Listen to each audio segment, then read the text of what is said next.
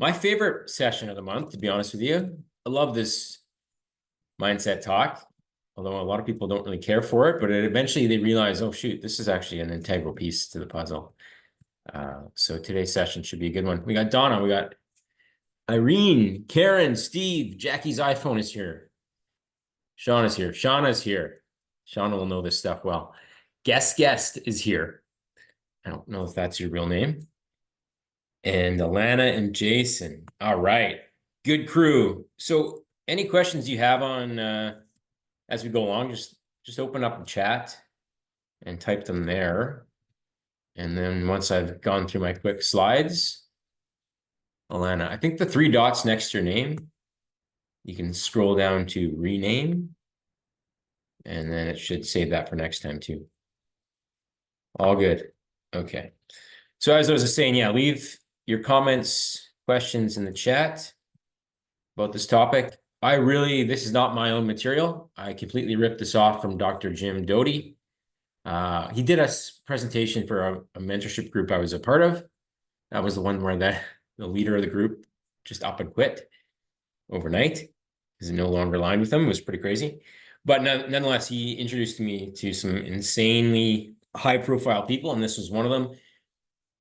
I think he did a podcast with Mel Robbins, though, so you can get pretty much the same thing there if you want to Google that after. But I'm basically giving you the Cliff Notes, the short version today. All right. So hopefully you guys can see the slideshow with hands raised. Power pose. Yes, yes. Okay. Awesome. So a big thing is you don't need to believe in magic to believe in the momentum that this stuff creates. And I know the book, The Secret, came out. There was a movie, and a lot of it was just like sitting with your thoughts and these things just magically come into your life. And I never really resonated with that. But the principles were sound. It was just like you having to connect the principles to your mindset daily and your actions daily.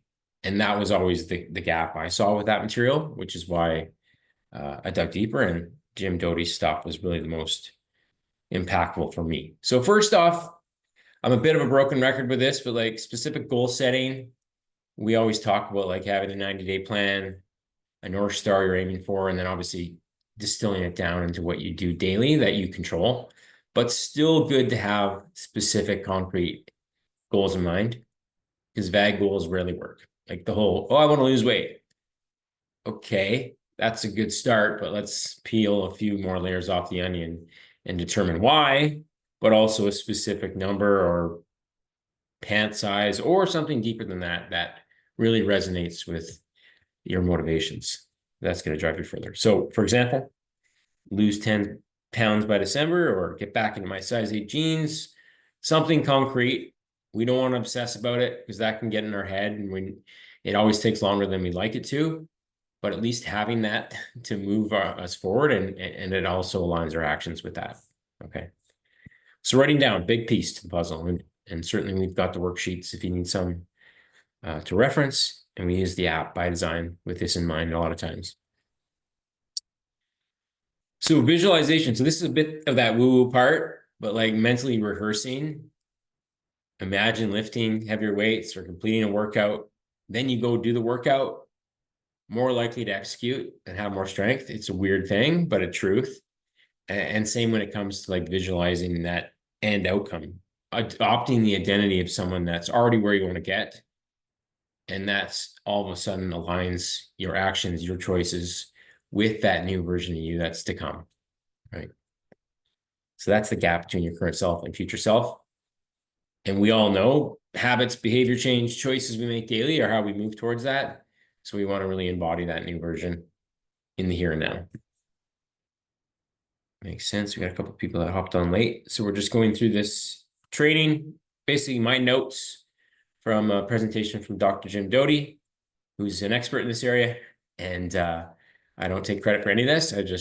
I've noticed it's been super impactful in my life, not just health-wise, but in all areas. All right. So self-compassion, don't forget this part. And this is something I hadn't seen a lot of, but Doty himself really talks about this a lot, like treating yourself like you would your best friend. Like that tough love can, yes, get us started. And oftentimes it's a really negative experience that gets us motivated to change. But along the way, we need to have self-compassion. Like talk to yourself like you would your best friend who's trying to make these changes. Okay. And as a coach, sometimes I struggle with that too, because it's like, why don't you listen? This is obvious, but oftentimes we need to be coerced into the right direction, not forced into it. In his case, he mentions some happy brain chemicals that tend to get released when we're compassionate with ourselves. We just don't want to get complacent, and that's always the tricky balance. So we'll talk more at length here in a second, but beyond that, mindfulness, and we talk about meditation, those things are all great. But I find it's like setting yourself up for successful choices. So reducing distractions as best you can. That might mean turning off notifications on your phone or having a no phone zone. Shower. I'm trying to get that up to 2 hours a night where I'm just reading and have notifications off. It's painful, but I find it helps me wind down for the day. And I actually get my best ideas during that time because I'm not distracted constantly by doom scrolling. We have to be super focused during exercise. So it, by default, kind of forces us to focus only on the weight. Otherwise, the weight falls on our face. Same with like golfing, like little activities we can do that force us to be in the moment and present, takes our mind off of that hamster wheel that happens. And then when we get better at those things, we tend to get better at mindful eating, being present during meal times, trying to sit down at the dinner table. I find this gets better and better the more I work on my mindfulness overall, as I realize subconsciously when I'm overdoing snack. Oh, wow. Okay. Stop, pause for a second. You're not in control right now. Let's get back in control. Makes sense so far? Type of one in the chat if this is. I don't want to overwhelm, but I'll certainly have a kind of a short worksheet I can send you after too that distills this down. And then lastly, Dodi talks about gratitude. Gratitude changes gratitude, right? So when you're in this state of, I feel like I have a lot of good in my life, you tend to attract more good things into your life. As funny as that sounds, Captain Obvious, right? Powerful technique. Enhances motivation and outcomes too, because the more you're grateful for where you've gotten or the progress you've made, the more you tend to keep moving forward in the right direction, making the right choices. And I've written on this before, but like they have to versus get to reframe. Oh, I have to do this workout, as Mitch says. So, and that might work for a bit, but I get to exercise. I've got two able legs, I've got the lung capacity, I've got the health, and I know how much I'm going to benefit from doing these workouts.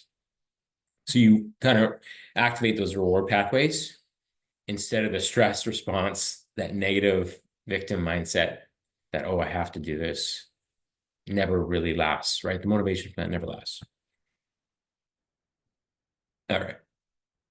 Positive feedback loop. That's it. Okay.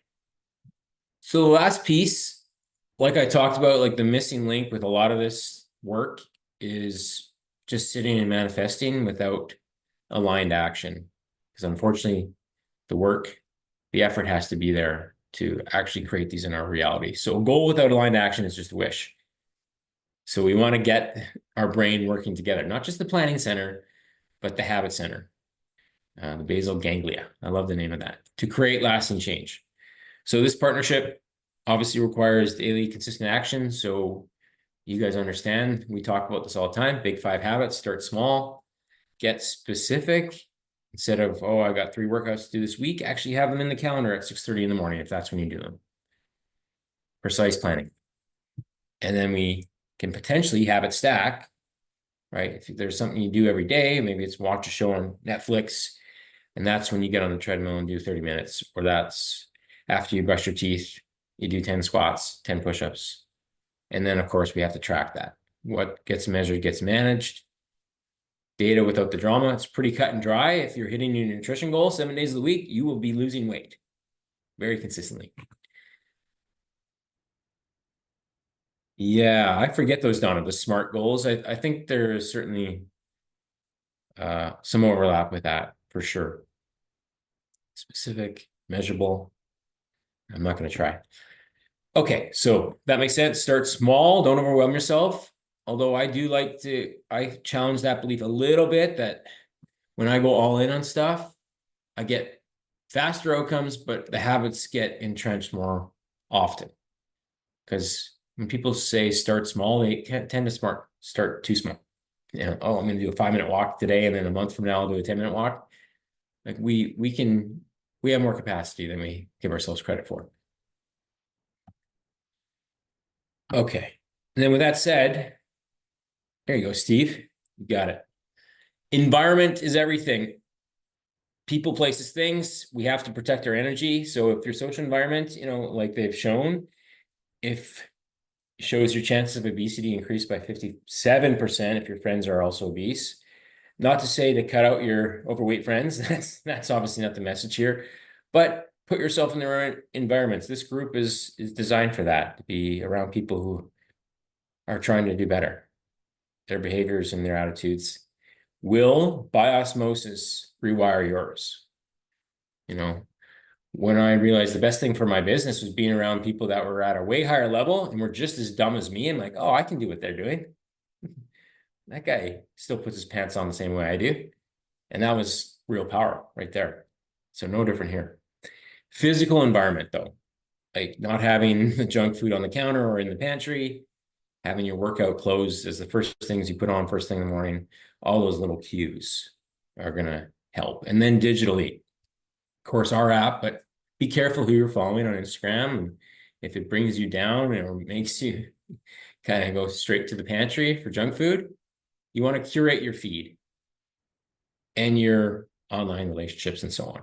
Okay. So 3 areas to really try to set yourself up for success, because we live in a world that tends to do the opposite. All right. I'd love to hear in the chat if anyone has one, like where have you changed your environment that's made the biggest difference? Because I think that that can help a lot of people. All right. This slide, way too wordy, talks about kind of the timeline of how this works based off his research. So I won't get too caught up in that, but the more you practice the behavior, the stronger, more automatic it becomes. Research shows varying timelines from like 30 days, 21 days. I think that one's a bit obsolete, but upwards of 250 plus days for a habit to really become automatic. Unfortunately, I don't really care how long it takes. You just don't want to let it fall off for too long, because you can end up right back where you started, where it's really hard to get back in the workout habit because you let it slide for 2-3 weeks or whatever. So get in the habit of not too many days missed on any of these things, because that's how they stick.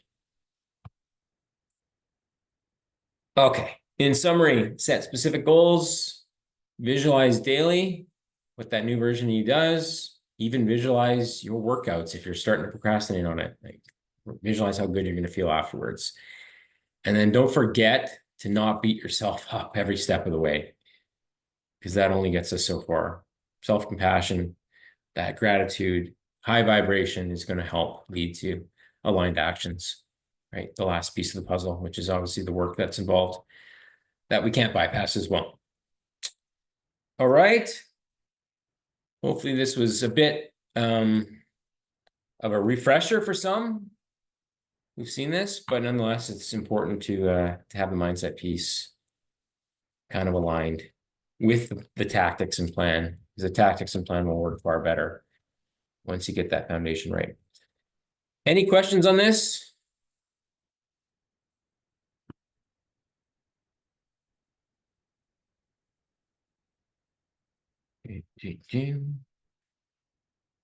Quiet group. We need Diane here to chime in first.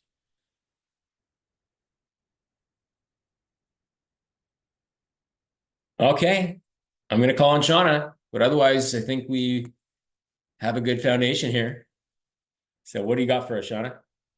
And well, we could go around and ask people what they stack on their habits. I certainly have found it very effective. Actually, I think it was you or someone in the group that said stack a 10-minute warm-up step I have a rebounder, so I do a 10-minute warm up on the rebounder, which is basically walking for 10 minutes before I do my workout. And I just, set the timer for 10 minutes, and I always get at least a little bit of my steps done every time I do a workout because I have that warm up piece. So that little stack is easy. The other thing is, if you share a bed with a partner, your husband or whatever, getting your workout stuff out of the bedroom and set out in a bag or somewhere out of there, so that in the morning, if you do your workouts in the morning, you want to grab the bag, take it with you to work so you can go to the gym after, whatever, just get it somewhere handy. I sometimes forget to do that, but that was in the list of things today, is just make your workout stuff. And another thing is just get started. Sometimes you just, okay, I'll just do a 10-minute walk. I could do that. Anybody can do anything for 10 minutes. And then you find yourself going for half an hour. So sometimes those little kind of momentum starter upper things are really just mind over matter kind of things, but they do work.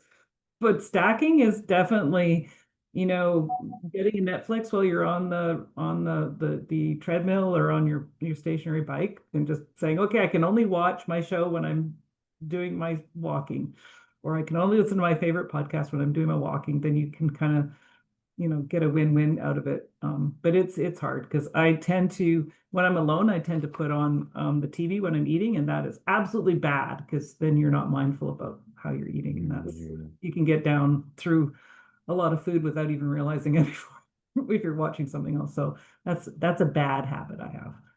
So there's some comments, but I'd love to know what other people do to stack, what they stack to get themselves going, to motivate themselves. Donna, sorry, you're muted. Did you say something? I see your comment in the chat about rewarding yourself after your steps, then you get your show. I like that, where it's sort of a carrot to dangle to get the work done. There we go. It's a little different from stacking. There you are.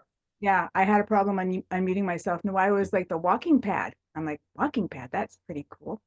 But yeah, I reward myself by my TV show. Once I get home from my walk, then, I save something fun for after I get it done. Yeah. Love it. Yeah, the best thing for my mobility and balance, because I found that was one test that was like low in that executive assessment I had a couple years back. So I paired that with my nightly shower. Then I do the mobility and balance work. And because I have that shower every night, it was pretty much became this daily routine that I would always neglect. But now that it's paired up with the wind down routine, I do it almost 90% of the time. So huge difference. If you can stack something you don't really want to do with something you consistently do and you enjoy, that's a real hack too. Okay, we got Irene crushes it with the walking pad. I need to use mine more. So you get it right in front of the TV, which is perfect. And then we've got mindfulness. Oh, that's sorry, I'm moving far ahead here. Anyone else? Things that work for them to stack? Hopefully Zoom is muffling my dog's barking front door. You guys can't hear that, hopefully. No, I didn't hear it, but exercise bike with the baseball game. That was a good one, Sean. Oh, nice. That's crazy how it mutes background noise that well. Yeah, 100%. Sounded very loud. The other thing about social, like maybe I got a lot of exercisey friends. So I do make an appointment to go for a walk with one of my more fit friends. So that is a nice thing to have a walking buddy, or a friend that is into doing sports, and they can get you going too. Perfect. Yeah, social accountability works there too as well. There's a bit of an element of that. We got reminders. Can you expand on that, Karen? Like reminders in your calendar for certain things? I don't know if you can unmute. Actually, I see that your camera's off. So you can answer in the chat too. That would be fine. Just want clarity on that. Hello, can you hear me? Gotcha. Yes. Okay. Yeah, just putting in reminders in my phone. I think I got that tip from you. Just realizing that, oh, I've been at my desk for like 3 hours and I haven't gotten up. So now it's like putting in those reminders to make sure that I'm getting that in. And the other piece of that is also my son is very into fitness and he won't allow me not to do this every day. So that's helpful too. It helps if your home environment is supportive of it. Yes, I like that. Yeah, prompts are key. Good, good tip. Awesome. So Sean, you talk about exercise bike and baseball game. So I'm assuming, yeah, watching the Jays or something like that, right? TV. You're not physically bringing your bike to a baseball game. Don't imagine. Should be hilarious in the sidelines. Okay, good. All right. Anyone else have questions about the training today or habit stacking? Yeah, fine. Was just going to say that I think the mindfulness thing, especially when I'm eating, I really find helps me to enjoy what I'm eating more. And then I do tend to eat less of something than I might have otherwise. And so because I'm starting to feel full because I've really enjoyed what I've had already. Nice. Perfect. Good stuff. I like it. We got some crowdsource in here now. Shauna, go ahead. I have a question for you. So I don't know if anybody else has been seeing it, but The Biggest Loser, the making of, is on Netflix right now. And I just wanted your thoughts about that, Mitch, because when I first started the program, I thought that exercising was a way to lose weight. And I think it came from that show. I think that's where it came from because they Yep. never talked about the plan, like the eating that was going on behind. But I'm curious to know your thoughts now. I don't know if you're watching it, but it is very interesting because that was a big thing back in the day. Yeah, I did watch it, and I actually wrote a blog yesterday, so I can share that with you. But yeah, I said the most boring TV show in the world would be following a CalFit client around because they'd strength train without anyone screaming at them and walk their dog and eat a whole food diet and be done with it. So that's the hilarious part is it was made for extremes, right? With the screaming coaches, sweating, and really all that was doing the work was cutting their calories down to next to nothing. 800 calories a day or some craziness at that heavy weight. Obviously, you're going to lose weight, but you're also primed for rebound, which unfortunately is what happened to a lot of them, right? Because when they went back to the real world, they couldn't train 5 hours a day, eat 800 calories, and that was the result for sure. All right, yeah, I'll send that link to you afterwards. Okay, guys, all good for today? Woo Wednesday. Make sure you manifest and then take the actions. Good stuff. We'll see you next week. Cheers.